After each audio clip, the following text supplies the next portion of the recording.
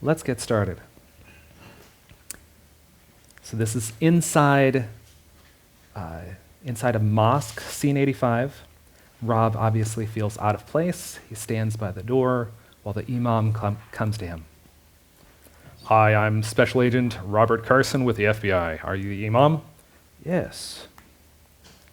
I'd like to know if you've seen any of these men. No. Who are they? I just need to talk to them. Is there any way I can maybe talk to some of the people who come here? Notice the guy coming in the back. Wait, maybe you can help me. My name is Rob. Who is this? In Arabic. The imam to Rob. He says he doesn't speak English. Oh, well, can you ask him if he's seen any of these men? Just do what he asks. He says no. Is he sure? He hardly looked. Khalid, look again. It's just better to play along. I don't want to play along. I want to leave. Just settle down. I'll take care of it. Is he a student? Ask him if he's a student. Just say whatever you want. He can't speak Arabic. Don't tell him anything. He says he's not a student. This guy's a cop. Don't talk to him. I know. Just relax. If you get excited, he'll suspect you. Look, all I want is to ask him a few questions. Tell him to relax. Do you speak English? What did you tell him? If you tell him anything, Masui will slit your throat. He is learning English. This man, have you seen him? I don't understand. Have you seen him? I don't understand English. For crying out loud, learn English. This is America. It's him. Khalid bolts. Rob looks at the imam. The imam looks innocent. Rob makes his decision and follows Khalid. This is from the 11th hour. It's about a young hotshot FBI agent who uncovers a 9/11 terrorist cell before the event and tries to forewarn and stop the surprise attack. It's written by Robert Cook and Matthew Shaw, and if any of you are are interested in making that movie, I think they're still looking to make it. But I worked on these. These are not the storyboards that you'll probably be making. If you're ever making storyboards, these are promotional storyboards. He was using these to pitch his films to different people. So again, these are not what your storyboards are probably going to be looking like. This is what your storyboards will probably be looking like. So yes. These boards are from Jimmy Valiant. Notice how rough they look. These are functional. They work.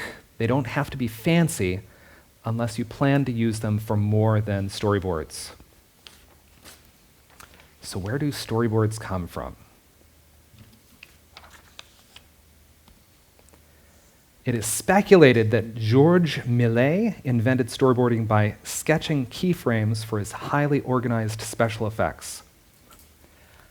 However, he may have designed it on the fly as he was going.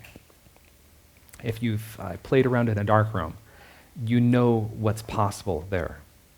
It is also postulated that Winsor McCay invented storyboarding because of the precision of his cartoons.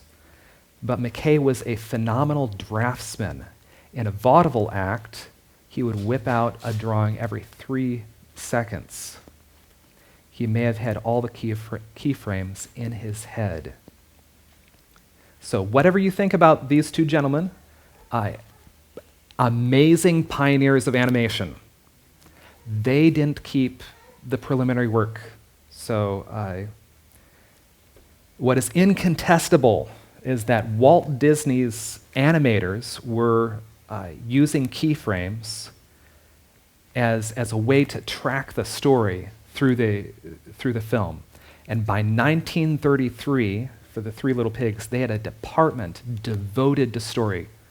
And they would pin the keyframes to a pin board, hence the storyboard. So Disney has the receipts. Now storyboarding entered the live action world from everything that I know in 1939 with Gone with the Wind. And you can see some of these are beautiful, finished paintings. You can see how big that is, how much detail it's got. But this is one picture here.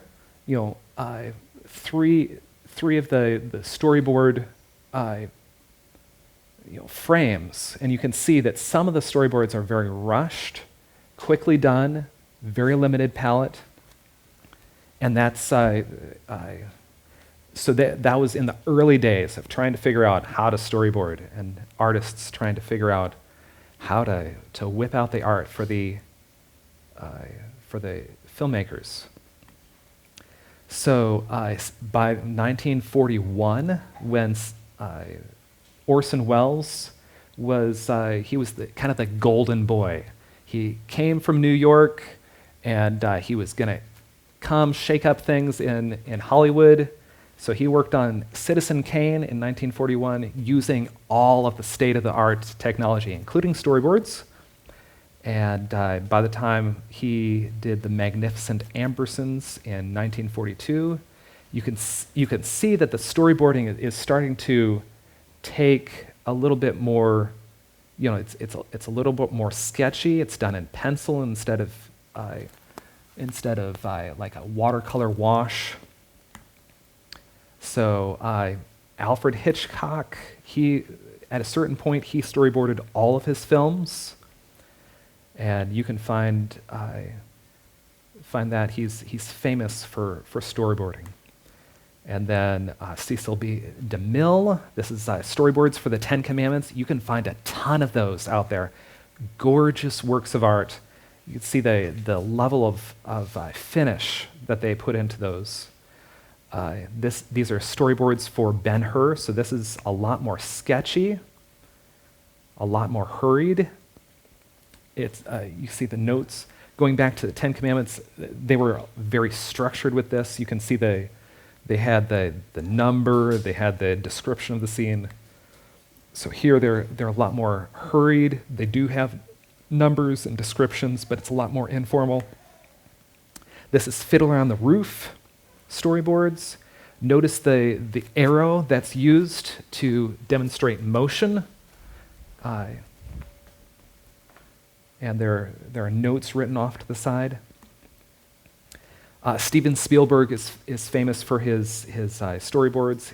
He'll actually storyboard a film himself, and he'll sit down with his staff artist, and he'll say, "This is what I want," and the staff artist will finish it out. So Spielberg didn't do those storyboards for West Side Story. Yeah. So why did storyboarding proliferate the industry so quickly and remain vital to the industry?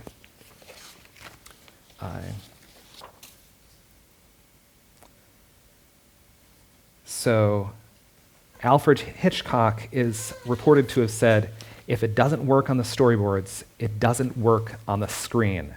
Storyboards are the first glimpse at the film to come. It's easier and cheaper to sketch out a sequence real quick, figure out what is not working, and replace the sketch.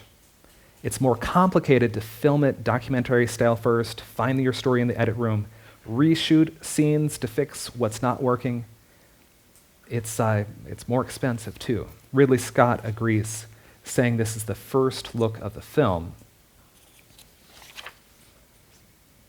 He also says it's like a rehearsal for me, meaning that just the practice of sketching it out and explaining it to his staff artist prepares him for explaining the shot to his actors and crew. The storyboards become an artifact of that rehearsal, and he reviews them before the shoot, refreshing his mind and annotating the boards with additional ideas if needed. And finally, from the originator of the storyboard engine himself, if you can visualize it, there's some way to do it. So how do you do this yourself? Story is king. In particular, the director's story is king. You are not making your own art. You are serving the vision of the director. So read the script. Imagine each scene. Act it out if necessary. Figure out how the pacing works, how the scene builds emotionally, but be prepared for the director's correction. Simplicity is king. You saw some ornate storyboards in the history of storyboarding, but that was Hollywood at the height of their production. You do not have to keep up with the Joneses of the past, unless you're working on a blockbuster with millions of dollars. In that case, hire a team, go to town, make beautiful works of art. But on your low-budget indie films, do what's necessary. Identify the essential order of events. Identify the primary agent in each event. Make at least one storyboard per event, and feature the primary agent, sidelight reactions. Let's say your hooligan pulls a gun on the hero. That's an event. The hooligan is the primary agent. Don't focus on the dog under the table unless that's the point of the scene. There's few directors like Hitchcock who can get away with that. If you're going to do reactions, use it like spice. Otherwise, you might be creating an audio drama. But so after you've captured the essential angles, then you can go back and add alternative perspectives. Concern yourself with practicalities. Use the correct aspect ratio. Is this widescreen? Are you making this for vertical YouTube videos? Number your boards. It's a great reference to make sure that you and the director and the crew are talking about the same event. Maintain continuity.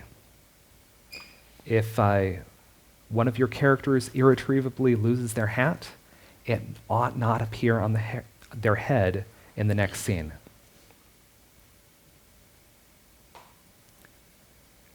Much storyboarding is anticipating camera angles. This is half art and half practical. You need a close-up to tell the story of how the character is feeling. That's the art. The close-up will place the camera in a different place than a wide shot, and that's the practical outworking of the art of the film. Know the differences between the different kinds of shots. Since these are moving pictures, anticipate action and indicate it with arrows. This could either be action within the frame or camera movement. Now, in the history of art section, you saw a lot of really nice lit, storyboards with, light and shadow. But You do not need to do that unless it's important to the scene. If it's important, indicate the lighting. If not, let it go. Finally, follow the 180-degree rule. It states that if two characters are on the scene, one will consistently be on the left side, and the other will consistently be on the right side, and they won't flip. So flipping the characters back and forth can disorient the audience. Every once in a while, filmmakers will do that on purpose in order to add to the feeling of a scene. For instance, the case for Christ. So this is don't do this all the time. This is a pivotal moment in the case for Christ. So that's a great example. As you're watching the film, you probably did not notice it happen.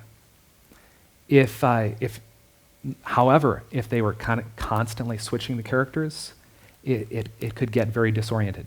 So in a controlled way, you can use it. So yes?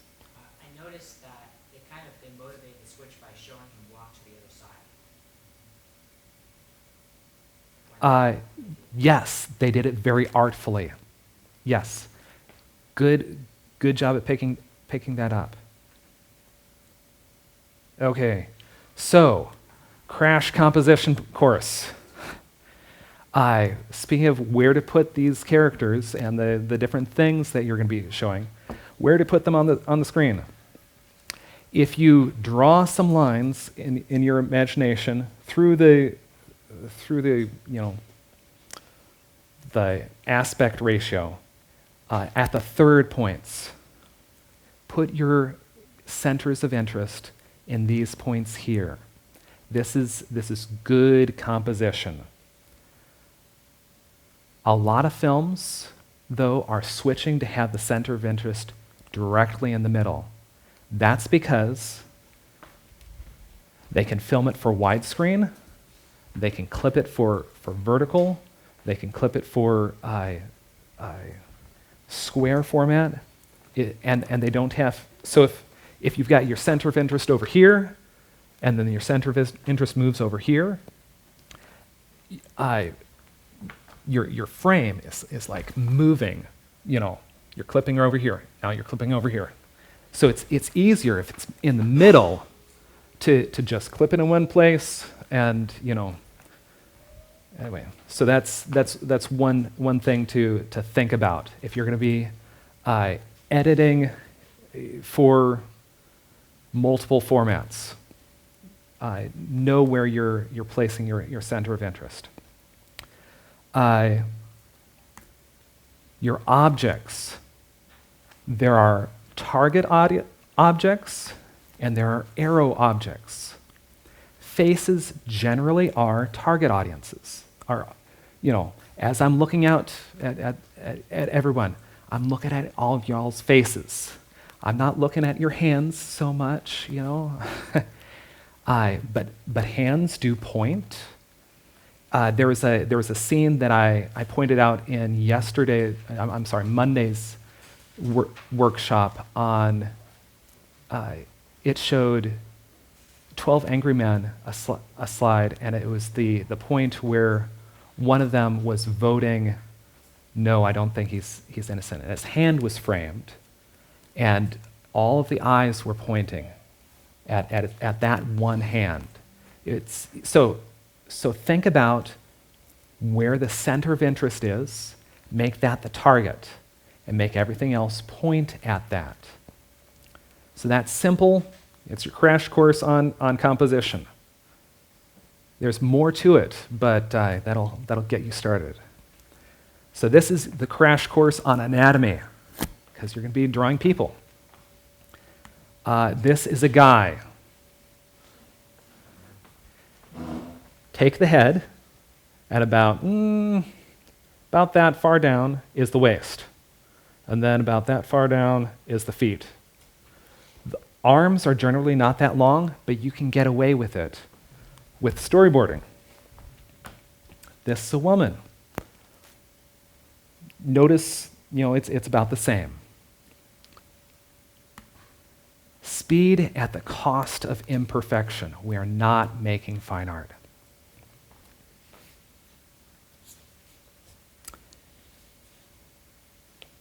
Okay, let's do some storyboards.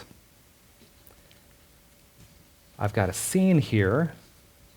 Let's talk through the process, and then we'll get to the script. So, the process is pray, read the script, imagine the end product, start someplace, persevere. So, let's pray. Lord, I pray that we would impart everything that everybody here needs to know in order to make the storyboards that they need to make in the future. Please bless everyone here more than with a knowledge of storyboarding and art. I pray that you would bless them with your Holy Spirit, and that they would have wisdom with what they do. We look to you, Lord Jesus. May we image you well. In Jesus' name, amen. Okay, so this is the scene. Chester hoes some weeds while Jimmy stands leaning on a hoe.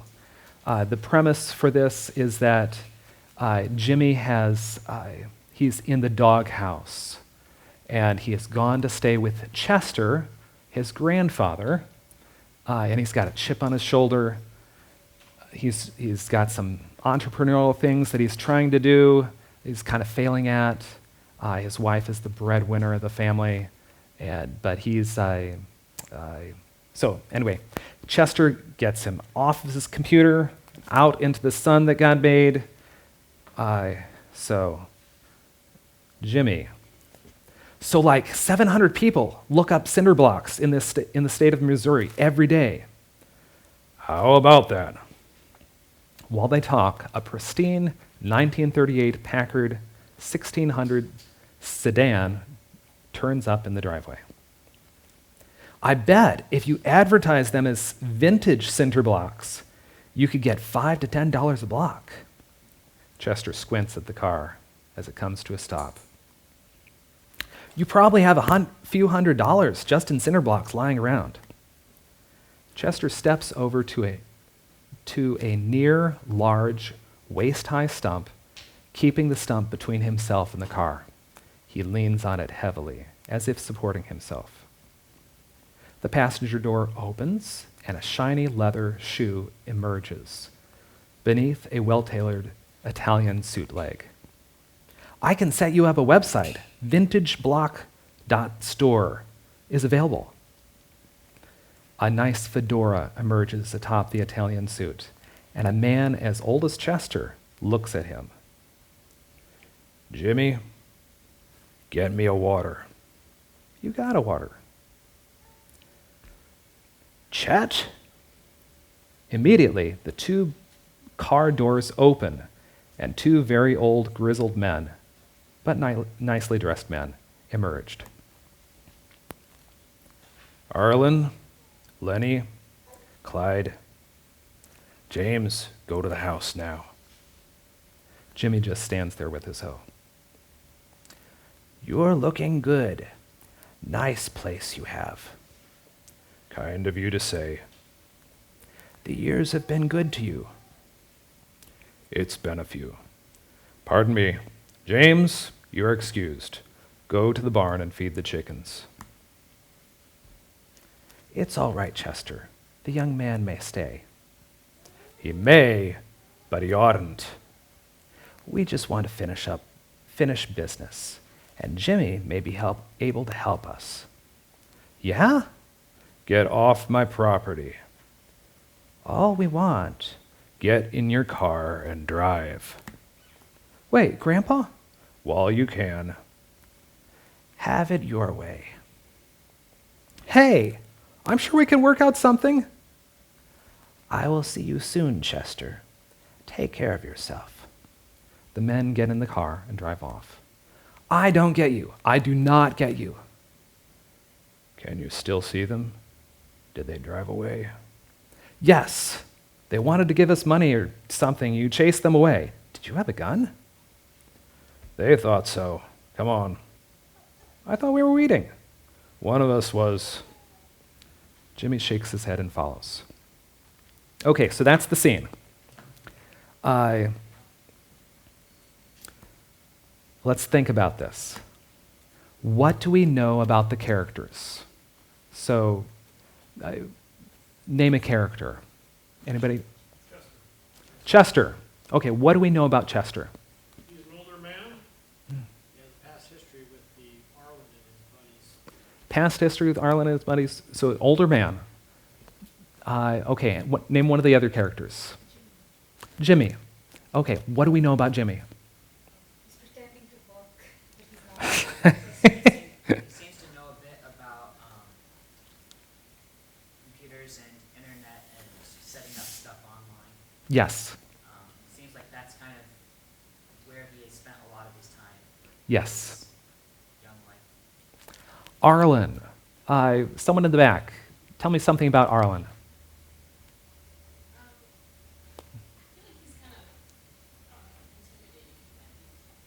Like just the way that his dialogue. I don't know what it's from, but from the scene, like it sounded like he was about to do something bad. Yeah, I think so. Wealthy from mysterious sources. Yes. Gangsta. Maybe, perhaps. What do we know about their surroundings? It's a farm. It's a farm. There's chickens. They're hoeing.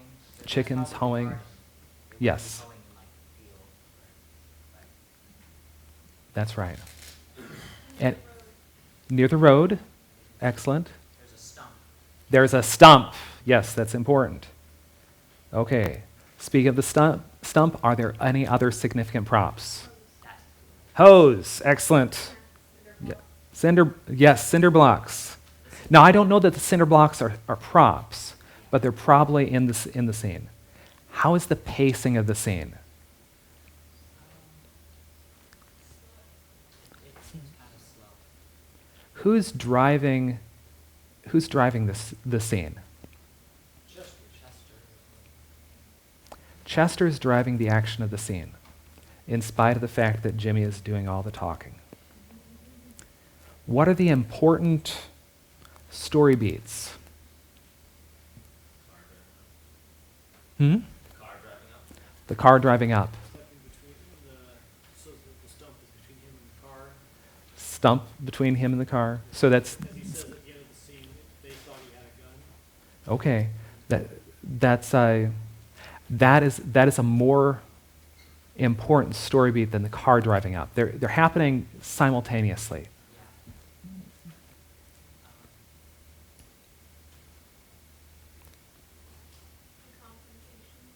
Yeah, so I guess for the car, instead of the car driving up, maybe the men getting out. It seems like the script focuses on introducing that first Italian, like the shoe, and then the hat, and then the suit, and kind of a slow reveal of who this guy is. Yes, there is a slow reveal. Yes. Yeah. Later on in the scene, so when they're talking, what are some of the story beats in the conversation? Because we usually think of story beats of like action happening, but sometimes story beats are talking and then a change in the story based on what somebody says. Arlen said one of the names under his breath as if angry or dissatisfied with the character. Okay. What's another possible beat? Yes, sir. Seems like he's about to learn something about his grandpa's past. It seems like that's going to happen. But within the conversation, is there something that's said that, the scene changes? Oh, he says, I think Jimmy can help us. The threat is a story beat. It's more of a story beat than the The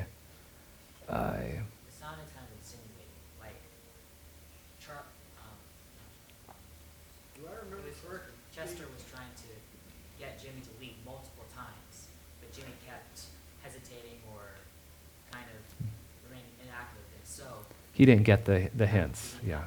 Did I remember correctly in the conversation that there was the cliche remark, "It's been a long time, too long" response? That was not a story beat. Basically, the story beats are Chester walking over to the stump, and then him telling the gangsters to get off. Those are the two story beats of the scene. So let's think about this.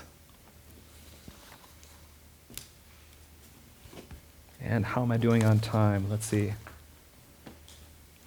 we have a clock in here? 3 o'clock? Okay. Wonderful. Good. So I'm going to skip over here. The first storyboard, we start off with a wide shot. Unless the director has given us specific instruction to, focus at the hoe, maybe the hoe going into the dirt, maybe there's going to be some kind of cut, fancy cut. If we don't have anything specific on that, then we should start with a wide establishing shot. So we've got Jimmy, he's standing here, he's leaning on his hoe. Do. Do.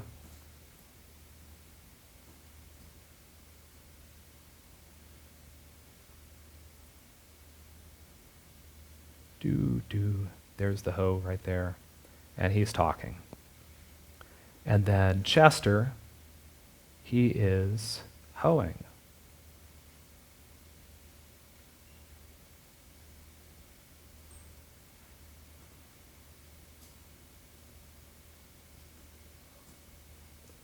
Do. There we go. And then let's say, so let's put in the stump. It's about waist high, maybe a little bit higher than the waist. Some parts.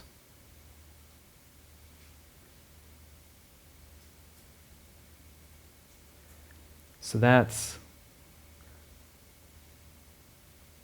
right there. I'm putting the kind of like the right now for this particular rendition, I'm putting I'm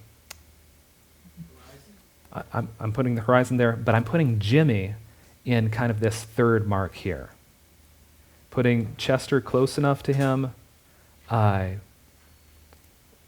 but Jimmy's kind of the center of attention because he's doing talking right now. So I'm going to make the rows that they're hoeing kind of pointing at Jimmy. So, and then after that, maybe there's going to be, let's see, I should probably put the house in there. Shrubbery.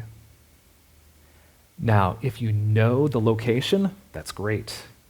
That would be great to have. I've never had location imagery with any of my storyboards, so I just kind of have to give it the best that I've got. So let's make the drive right here, maybe a mailbox back here, and then more shrubbery. There we go. That's the end of the driveway right there. Maybe some trees back there, another house on the other side. And let's put some foreground shrubbery. A lot of times, if you're making a wide scene, it's nice to have things in the foreground, in the midground, and in the background. It's so that's a handy compositional rule.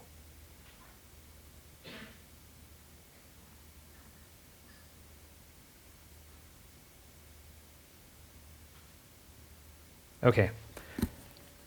So that is a quickly done storyboard. Wide shot. I storyboarded this earlier. So this is what I storyboarded earlier. Slightly closer up, still wide shot. You can do a number of different things. This is a slightly different arrangement. And notice this one, the rows are kind of centering on the grandfather here. And he is framed behind shrubbery. This one we've introduced a lot of things in the front. You don't have to get this detailed. This is more detailed than you have to get.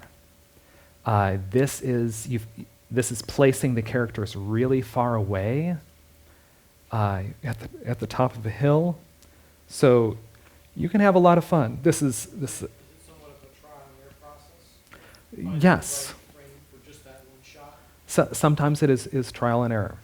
Sometimes as you're thinking about the scene, you fall into it and you're like, oh, this is the exact right shot, and you make it, and the director agrees with you. So yeah, this is a shot from above, looking down. So there's a lot of things that you can do as you're establishing your characters. So let's do a storyboard about Chester, saying, how about that? There he is, hoeing, how about that? Let's do a shot of Jimmy talking, because we need to have a shot of Jimmy talking just in case. Then there's the 1638 Packard 1600 sedan driving up. So there is the sedan driving up. Notice how simple it's done. You can look up pictures on the internet and trace it if you need to. So this isn't fine art. So let's try a shot. This is a moving camera shot. We're going to go from Chester through the car arriving to Jimmy as he's talking. So notice the frames here. This is the starting frame. We're moving to this frame here. So that's what a lot of when artists are indicating motion. Camera motion, this is one technique that they will use a lot.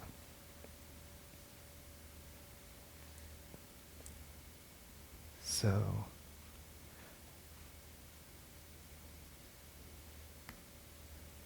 this is let's do a shot of Chester squinting. So now this is done more precisely than you all will probably do. But notice how simply it's done. Just a few lines, just to indicate he's squinting, looking at something. You can get even closer than this. Just focus on his eyes. Now, this one here, so Jimmy's talking. So we should probably keep him in the frame, but Chester is the one who's doing the action. So I've got him walking over on the other side. There are better ways to frame this. Sometimes you just need to get it out, and it can be badly composed, but it's on paper, and the director can take it from there. So now it's time for y'all to make some storyboards. Let's take some time. Let's split you into several groups. Okay, how should we do this? How many people do we have here? We've got probably, it's even on both sides of the room about. And let's split each of these sections in half. So you all, you're one art department, and you are going to be doing this script here. You are another art department, and you're also going to be working on this script here. Let's split up some of this group. Okay, you two, I want you to come over here and be a part of this group over here. And y'all are going to be an art department, and the rest of you are going to be an art department. Let's see here. You go to that one. Are all three of you together? Or no. Okay. I want you to go to that one over there. Okay. Are you two together? Okay. I want you to hop on this one right here.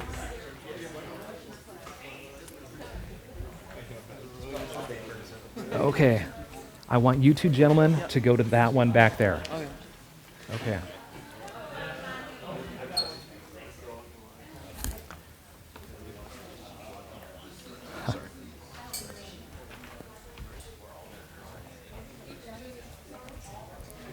What you can do is you can split up this stuff up, and you can say, one person is working on one line, one person is working on something. Look for interactions between characters.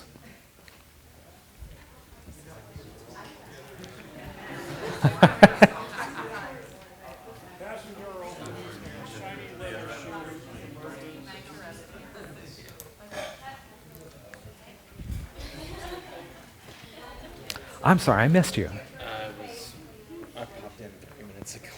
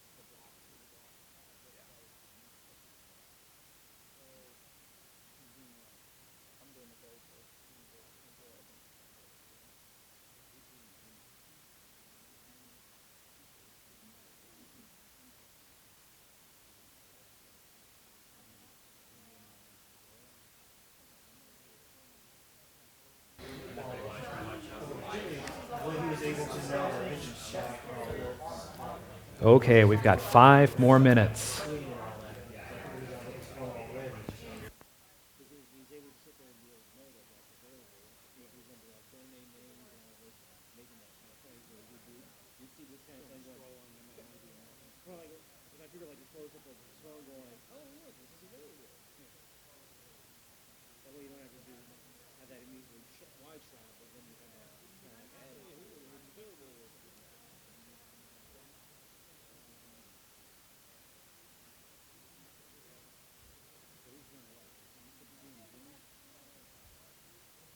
doing this for American.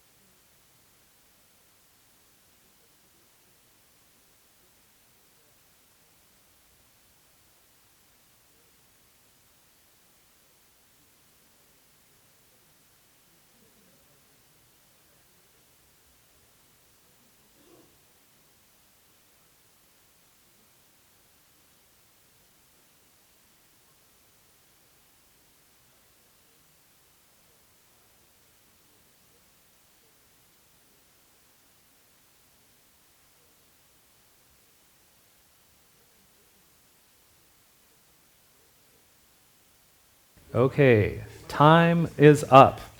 I want you to tally each of your departments how many storyboards you made.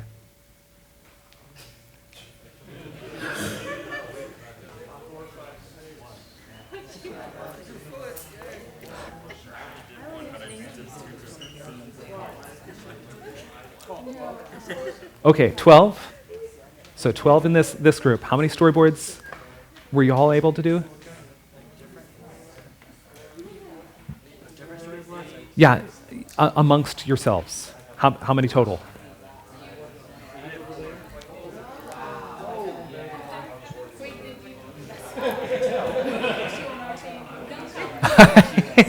We got 16.